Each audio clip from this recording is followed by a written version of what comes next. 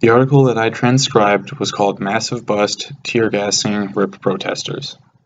It was published May 11th, 1971, 4 years before the end of the Vietnam War and about 1 year after the killings at Kent State University. Colleges around the nation were experiencing unrest, as most draft-age citizens were unsurprisingly against U.S. involvement in Indochina.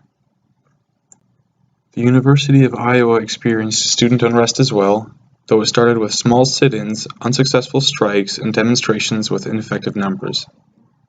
But as U.S. involvement in the war became deeper and deeper, protests at the University of Iowa gained more and more support, leading up to the day that my article describes, which was Monday, May 10, 1971, a little more than a year after the shootings at Kent State.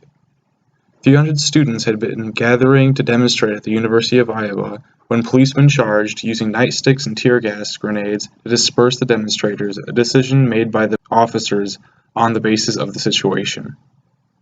My article describes students being chased towards the Pentacrest, then downtown, the slowest being tripped and arrested. Many took refuge in nearby bars and restaurants, where police made sweeps to arrest even more students, eventually shutting down all downtown businesses for the remainder of the day. The number of arrests was never given, as the police station did not let the press in. Several injuries were reported on scene, but only one woman was taken to the hospital. This was a sharp spike in police brutality. The subsequent atmosphere in Iowa City was tense, police reportedly dealing out beatings to people trying to pass through off-limit streets, and the governor being granted the power to create a curfew. According to the chief of police, officers had been up for over 48 hours straight, which may explain their actions.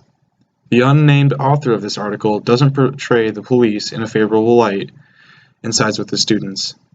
His report says that the students were milling about peacefully when the police charged on their own accord. He describes the students being chased, tripped, beaten, and tear-gassed, and didn't mention any form of student retaliation. It was interesting to read an article about this event, especially because it happened right where I am. It was also interesting to see how the press was kinder to the students at the University of Iowa versus the police, which was not the case in earlier articles. It made sense given that this was a police brutality event after Kent State, and it was very insightful to see how the Times influenced the tone of this article.